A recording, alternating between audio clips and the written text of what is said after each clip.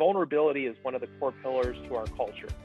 So that gave me the courage to talk to my executive team about where I was at that moment. And we all agreed, and they agreed, that they were going to give me some space, meaning I was going to take a sabbatical.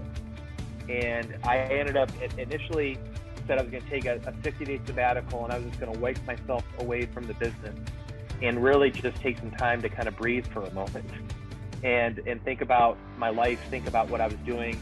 How do I figure out how to re-enter the business without having that type of stress and pressure, without fear driving my decisions, without having any time to think about anything. Welcome to Grow Think Tank. This is the one and only place where you will get insight from the founders and the CEOs of the fastest growing privately held companies. I am the host. My name is Gene Hammett. I help leaders and their teams navigate the defining moments of their growth. Are you ready to grow? The way you spend your time as a visionary is very important to the overall success of the business. Many visionaries are stuck into the day-to-day. They're working on so many different projects that it's hard to lift their head up and see what's really coming toward them. And today, this is a part of this series of Optimize Your Time with CEOs. We're talking with Aaron Grossman. He's the CEO of the Talent Launch Network. They were one of the fastest growing companies. They plan to be a $1 billion company in the next 8 years. Now, how are they going to get there? Well, part of it we talk about today in this conversation with Aaron, where he's really created the kind of team that allows them to run without him. And in fact, in some ways, he's getting in the way of their growth. And so we talk about that inside of part 2. This series on Optimize Your Time is something I've really worked hard to create some content that's different for you. Hopefully you'll take it in, you'll see and learn from it, and all of the details inside this. Now, I will say that one of the things that we talk about today, and Aaron, is what gave him the most time is planning. It really is about being proactive. He mentions the EOS system. It's a great system. There are some advantages to running that as a playbook inside your business, but there's also some limitations. We look at some of those today, so you can go into it with your head up high. And that is really important for you as the leader of your company. If you happen to know anyone in your network that is a leader and wants to be a visionary, make sure you refer them to Growth Think Tank. Now, here's the interview with Aaron. Aaron, how are you? I'm doing great. How are you doing today? I am fantastic. Glad to have you on the podcast again. Thank you for having me again. Well, you're one of the founder CEOs from the fastest growing companies out there, and you have a company called the Talent Launch Network. Tell us a little bit about what you guys are doing. Talent Launch is a nationwide network of independently operated staffing and recruitment companies that are under common ownership. So I own these organizations, many of which we've acquired over the last 5 to 6 years. And basically, the essence is that we provide a technology-enabled shared services platform to all of these independently operated staffing and recruitment companies throughout the United States. They maintain their own brand identity, and we basically take out we have a lot of companies that have been on our network upwards of 30 years to even 75 years they've been in business. And we look to take out their oftentimes antiquated engine and basically give them this best-in-class, leading cutting-edge technology platform that they can drive their business from on a go-forward basis. And our goal is to, we're roughly around the 100th largest staffing firm in the United States, and our goal is to be a $1 billion company by 2027, 2028 timeframe. Love it. You guys got a system. You know how to run the system. How many employees do you have? About 250 employees currently. So a little bit big on the Inc. side companies, but you're still growing. But you are getting toward the top tier of employees. Thank you for joining me today. We're going to talk about optimizing your time. Every CEO I know is probably trying to do too much, trying to attend every meeting they can, trying to spread themselves out too thin, juggling plates, whatever you want to say. This really is a little bit of an issue. When you think about what's optimized your time as a CEO, what has been the most powerful thing you've done? Well, I think planning everything has helped me do more with less. in a lot of ways. So it starts with calendar management. So I tend to be very proactive in how the day is planned and how it comes to me. So I tend to not allow a lot of reactive situations to come into my lens. So, all meetings, all phone calls are planned and structured. I leave maybe 10 or 15% of my time for that flexibility of what I might not be expecting. But I think just starting that for me personally has helped me maintain control of my day and stay true to the priorities that I've set forth. From a corporate perspective, we've been using the Entrepreneurial Operating System, EOS, for the past, I think we're going on our 4th year right now. And that has just been a blessing for us as an organization, because it's really not only allowed us to really think about strategic planning, whether it's a 1-year plan, 3-year plan, or even a 10-year kind of big, hairy, audacious goal that you want to set forth, but it's really how do you live that plan in your business on a daily and weekly basis. So we have, consistent, structured, what they call weekly L10 meetings. And so there's an agenda that everybody who's doing a weekly L10 meeting in my organization is following the same agenda, the same protocol. Everybody that is planning out the next 3 months of what they call rocks, which are really their priorities for that quarter and how they move their business forward. And so by having this streamlined way of planning and how that plan is actually executed upon, and there's visibility to all of it, that just allows us to do a lot more in a very tight window of time. Are you, when you're using the EOS, if you had to pick one favorite piece of it, what's your favorite piece? I would say the uniqueness to it is those weekly L10 meetings and the structure around them, and the visibility around the actions that we're going to take. So if we, part of the construct of a weekly L10 meeting is that it's a 90-minute meeting, and roughly about 60 minutes of it is designed to discuss the strategic or most important issues of the day. And they have a whole process of how you take the issue, discuss the issue, and then create solutions to the issue. But even better is that we actually document the actions we're going to take to it and the timelines in which we're going to execute against it, so that we can have accountability to who's doing what and are they getting it done. And to me, that's my favorite part. Yeah, I can see the smile on your face. Now, I hear a lot of great stuff about EOS, but I also know that there's some shortcomings. What have you found as 1 or 2 areas that you think that you've had to fill in the gaps with your own processes and planning? Well, because of the size that we've become, we've had to kind of adopt different our own versions of EOS, like the scorecarding part of it. We have a lot. We've created a lot more complexity, I guess, around the scorecarding part of it, which is really meant to create the 5 to 15 most important metrics that you want to account for to know, are you doing the right things, or are there things you need to look at to improve the business upon? So we've got all of that. And I think EOS really was great at getting us to focus like that. But after we got really good at that, we've expanded on what those data metrics look like, and they can't be housed in the technology we use to manage EOS. So we have to go outside of that to kind of manage the scorecarding part of it. The other thing that we don't do a great job yet is on big picture strategic planning, meaning like, let's look 3 years out and really start to look at all the different aspects of our business and really outline and document how we're planning to get where we want to go within each of those sectors of the business. We have it kind of in our heads where we want to go.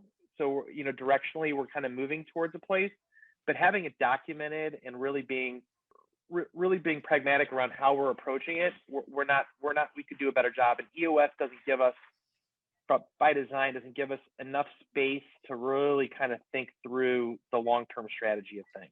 It's really, really good. I think our chairman of our board would call it a great operating strategic program, but really long-term strategic planning. It's not, and it's probably mostly on us and how we're just using it, but we're not using that as effectively as we should. Now, what you've been describing as to optimize your time, Aaron, really has been around looking at the future and putting some structure in place. and you started off with your calendar, that it's very proactive. And you did say something. I want to make sure that we're clear here. You don't allow last minute reactive kind of meetings that come on. Is that something that has to be scheduled for the next day, or what's your exact rule around that? Well, it has to be urgent and important for me to take it on. And as I mentioned, like, let's say 10 to 15% of my day is open for those types of events, because I do know that those types of things are going to happen, but they definitely have to be urgent and important for us to listen to them. We've kind of, through EOS actually, have also trained, we've created habits, our executive team and leadership team around, most of the issues that we want to address are taken up on that weekly call, that weekly meeting. So we try to, the things that we can get done very quickly that don't take a lot of strategic mind share to kind of like come up with those solutions, we'll tackle as it comes. And typically, our leadership team takes on a lot of that responsibility. So if it does come to me, it typically is urgent and important. And I leave some flexibility of time in my day to kind of handle those opportunities. And I want to make sure I understand this right. 10 to 15% in a typical day might be an hour to an hour and a half. Is that correct? Right? Correct. So that's not a lot of flex time, right? Not a lot, but we've gotten to a place now where I've moved myself. I'm moving away a lot from the day-to-day leadership of the business, and so it's the right amount of space for me to deal with those issues that would come to me. Perfect. When you think about optimizing your time, before you were doing all this planning stuff, what was it like? Just kind of curious. Well, when you introed the concept for our discussion today, it made me laugh because like I was definitely right there. Like I was saying yes to everything. And it was overwhelming to me. It was overwhelming to my wife. She's like, I don't understand how you're saying yes to all of these things. But, I was still for a long period of time, fear has been a big driver of the decisions I make and the choices I make, because I'm just fearful of losing out on an opportunity, fearful that somebody might be doing more than I'm doing, fearful of all of that. And so I would just say yes to as much as I could, not knowing where the opportunity might lie for us to take the next step forward as an organization. It got to a point where it was just too much. I'll never forget it, because I remember telling my wife, I think this was 3 years ago now, 3 or 4 years ago. I told my wife, it was January, and it was in the morning. She started to tear up because I was just at it again. I was never stopping. My day would start. I'd be out the door at 7 a.m. I'd probably get home at 10 o'clock at night, and it was just nonstop. And she's like, I think you're going to die. And it hit me, because I'm like, I think you might be right. Like, I can't run like this. This is too much. It's too much and too long of a period. So I had promised her, honestly, that if I couldn't figure something out within the next 6 months after that time in January, that I would look to sell the business, because I couldn't live like that. And what that forced me to do is really kind of take a journey around what this concept of fear was doing to me and how I was making decisions. And to know that while it's been a benefit for me and it's helped me in my career, I also had to put it outside. I had to get it out of the driver's seat of the decisions I was making. And I know it has a seat at the table, but I can't let it control and drive the decisions at that table, right? Yeah. And it took me. What I ended up doing is, and I work with vulnerability is one of the core pillars to our culture. So that gave me the courage to talk to my executive team about where I was at that moment. And we all agreed, and they agreed, that they were going to give me some space, meaning I was going to take a sabbatical. And I ended up initially said I was going to take a 60-day sabbatical, and I was just going to wipe myself away from the business and really just take some time to kind of breathe for a moment and think about my life, think about what I was doing. How do I figure out how to re-enter the business without having that type of stress and pressure, without fear driving my decisions, without having any time to think about anything? Yeah. And that was the best thing I ever did. In fact, what I was amazed is unfortunately my stepdad had passed away during that time, and so the executive team they said, you know what, we want you to have another month, take another month off. So I ended up taking 3 months off of work, and my executive team had my back. They did everything they could to make sure the business was still running and still running fine. And that moment of space for me, which I hadn't taken in the first 17 years of my business, I was able to really rethink how I was going to insert myself back in. And so fast forward to today, and I have a president that now, runs the company. I've learned how to kind of re-enter and reattach myself to the business differently, so that I do have a lot more space to kind of do other things. For example, one of my passions is the sport of wrestling, and I'm now, one of the coaches for our local high school here in Cleveland, and we're ranked third in the state. But that's a passion I've always had all my life. Now I have an opportunity to kind of give back that way and give those kids hopefully the same benefit that was given to me by the coaches who inspired me when I was in high school. So I love that I get to do those things. Before we move on to part 2 of this interview and the coaching section of Optimize Your Time, I want to recap a little bit this. When Aaron talked about optimizing his time, he talked about his calendar first. Now, he is able to get away with 10 to 15% of flex time. I actually see that should be a little bit higher. You probably should have 20, 25%, if not 30%, because when you are the visionary, you need space to think. You need time to really create these new ideas.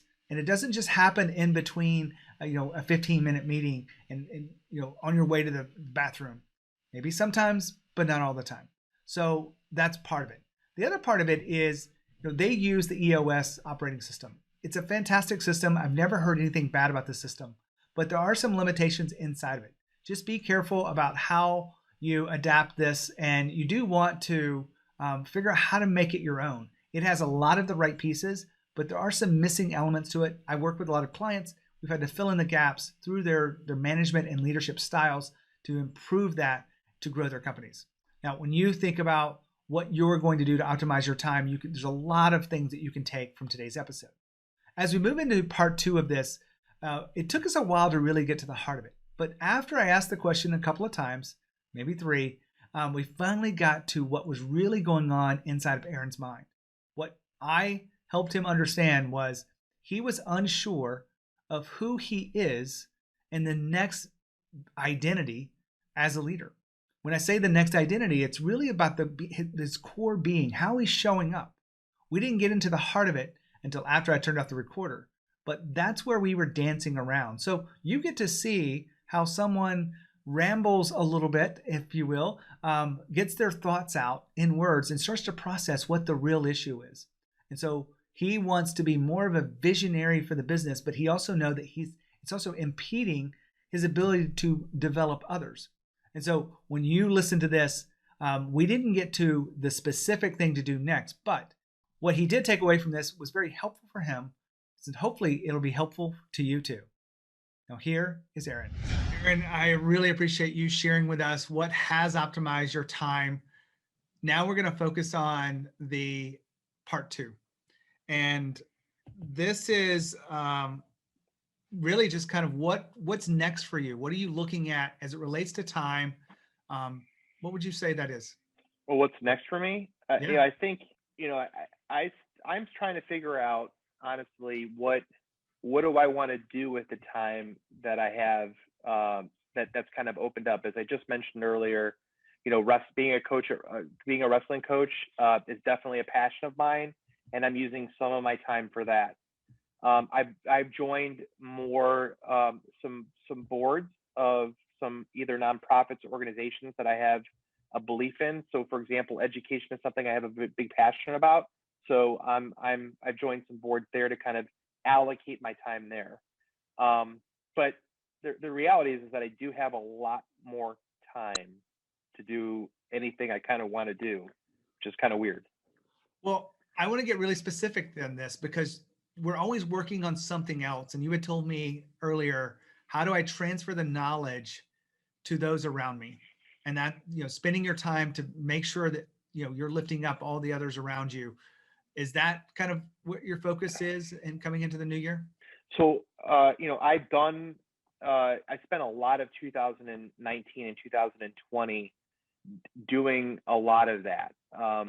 And first in 2019, so I hired a president for my company in March of 2019.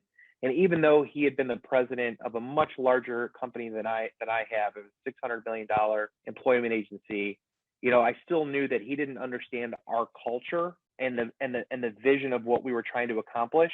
And those are two things that I have detailed at length and feel very passionate about. So I wanted to make sure that he understood that and bought into all of that. So we worked really closely together throughout 2019. It's almost like doubling effort because I know what he was capable of doing on his own, but we did a lot of those things together in that moment to make sure that we were aligned. In 2020, really the next step was to give him the space that he needed to really have the freedom to lead in the way that he saw fit. And then COVID happened. So, COVID, forced me to come back into the business because there was a lot of things that we had to lift up really quick so that we can manage a remote work environment and still be productive and get through this mess, right? And then as we kind of got there, I started to realize that, Doug, who's my president, was taking on more responsibility without me being with him.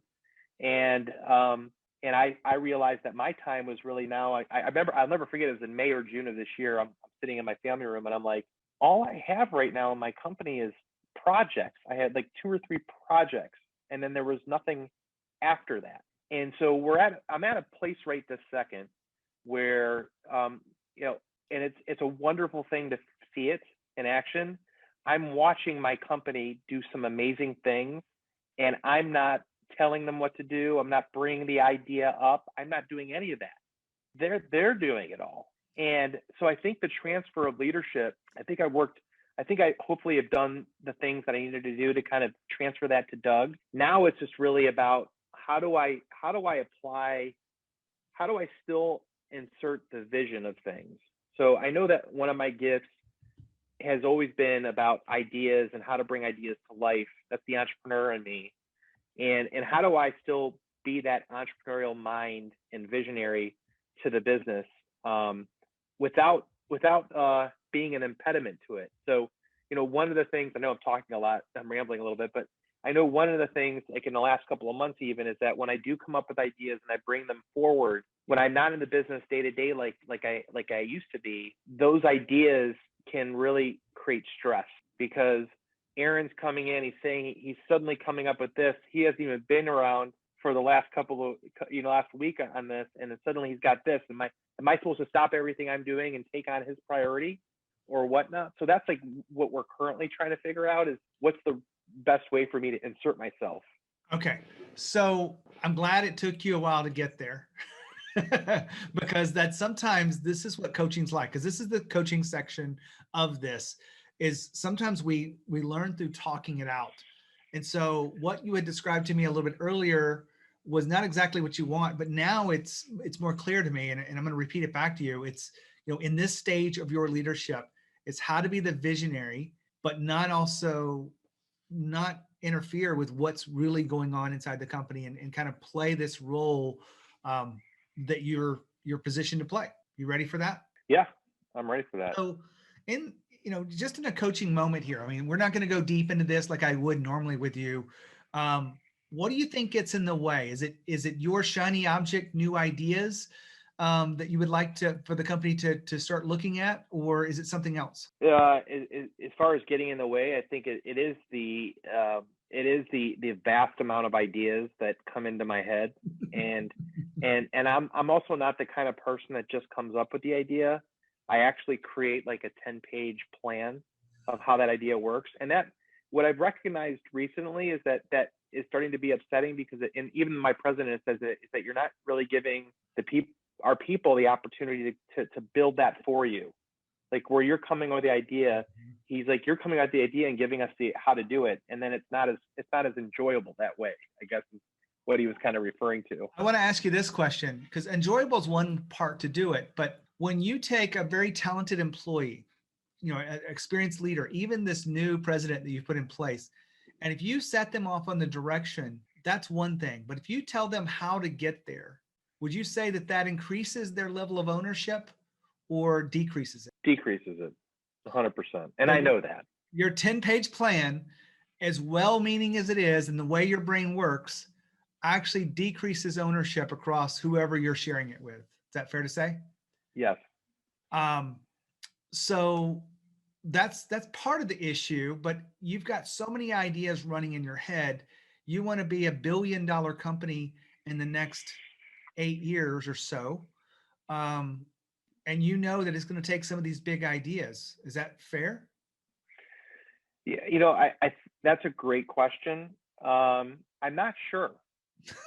And that's part of this is that, when I've had my advisory board and whatnot, when they look at what's been built in the foundation, they're like, Aaron, you don't really need to do a whole lot to this.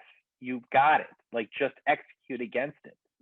And so that's where it gets really hard for me, because my natural inclination and what my DNA is built off of is change. Like, I'm a change guy. Like, I like the new squeaky thing. I like to take a process that's working and figuring out, how do I make it even better and better and better, or how do I automate it? So I'm always thinking about those things. And then sometimes you just got to let the thing be. Yeah. And that's part of it. So I know you realize that, because I see the smile on your face when you're saying just let it be, but it's not natural to you. So there's kind of the rub, right? You have this, your natural DNA is the idea person, and you're going to go deep, and you want to move things forward. You obviously, this is your baby, just like every CEO out there. You really love, making an impact, but you've got a well optimized team. You've got people that are executing on this, hitting your goals, growing the company. And it's, maybe you just need to stay out of the way. Right. You're right. That's why it's funny. I honestly started, even though most of us are working from home during COVID, my wife and I were talking about this a few days ago. I started this process 7 or 8 months before COVID happened, like purposely for that point, was to get out of the way. I know that that's probably the best thing for me. It's still hard because my mind's working, right? And I need to connect it into something. And I don't think that something should be my company all the time, because it's already a pretty good machine. Like, we just need to execute. So it's really finding, other things to kind of allow my brain to kind of create that way. So we haven't gotten really to the heart of this, other than it's part of your DNA to be this way. So if you know what's best for the company, what do you do with all this? Well, what I'm trying to see is, can I find joy in being a vision and learning how to be a true visionary, just a true visionary to the business? Can I find joy in that? And what I'm still trying to identify what that role ultimately looks like and what my part is in it. I know that in current state, this is hard. It's hard for me. And I talk with my president, Doug, all the time about it. It's hard not being connected to the business in the way that I used to, but it's also an incredibly wonderful experience to see such great people doing great things without me in my normal traditional role. I don't know what that looks like. I don't know what it looks like, 2 years from now, 3 years from now. What I've tried to do, one thing, years ago, the guy who started, what's his name, Jeff, he was one of the co-founders of Priceline.com, and big time entrepreneur. And I had breakfast with him a couple of times, but he said, like, your job as a CEO is to work yourself out of a job. And I never forgot that moment when he said it. And I've been living that ever since. Like, my job is to work myself out of one. So you understood that a few years ago. Now you're kind of gotten that place, but then there's something inside you that's pulling you back in. Yeah. Because my brain needs to attach it to something. So I wonder if we were really coaching here, I'd go deeper with you and do some kind of visualization stuff. But since we're on this video and I don't want to make you cry, I promised you I wouldn't do that.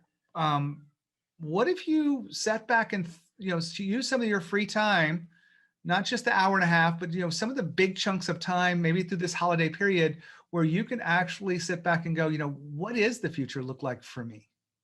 Like really scheduling some time for you, much like Bill Gates would spend 5 days reading books. It was to get ideas in other areas to decide where he's going to, to look at himself. Have you ever planned some time like that for yourself? So traditionally, like, and it's actually at this time of the year where I usually go down to Florida for 2 weeks, 2 to 3 weeks, and I do that. That's when I use that time for every year, is to kind of re-energize, rethink about what I've done. And so there's some reflection time, and then there's a lot spending on what's at least my next year look like. This one's a little bit of a different conversation, because it's like, what's this next leg of my life look like? Like, what do I want to do? And that's the big question. So I agree with you. I do need to really kind of stop and think and take time, and it's going to take more than just a couple of hours to figure that out. It does. And so you're a big scheduler and planning things and being proactive. You would put that on your calendar, right? Yes. Let me just go just a little bit deeper before we wrap up today's call. It's my gut's telling me to ask you this question is, what is your legacy, Aaron? Someone asked me that yesterday. It's really simple. I hope that when it's all said and done, that the purpose in which I live my life by, which is to motivate the world to realize its potential, that will be connected to who I am.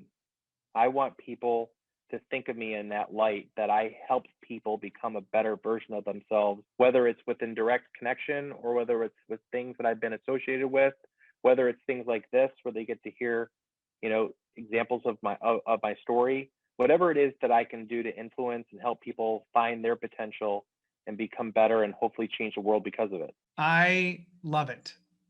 The question is how do you keep that and turn that into action, right? Turn that into what is the vision for that. We're not going to go into that today, but when you spend some time reflecting and really looking at where you've been and where you're going next, that's the big question for you. Definitely. Anything you want to add to this conversation, or any questions you have for me? No, I think this was great. Now I'm like, I can't wait to get down to Florida so that I can start doing that work. Yeah, it's interesting when we feel like we're called to something even bigger than where we are now.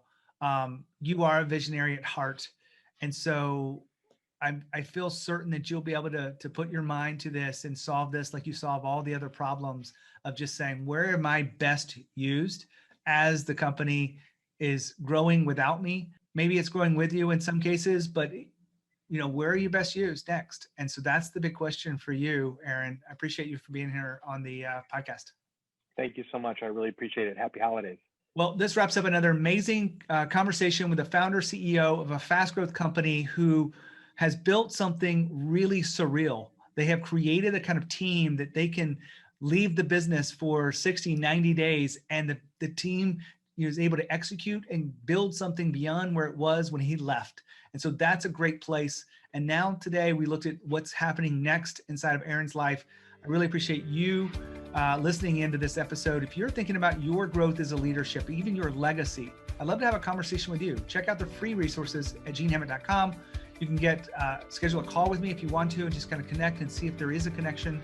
And I'd love to support you in your entrepreneurial journey to be the visionary that your team deserves. When you think of growth and you think of leadership, think of Growth Think Tank. As always, lead with courage. We'll see you next time.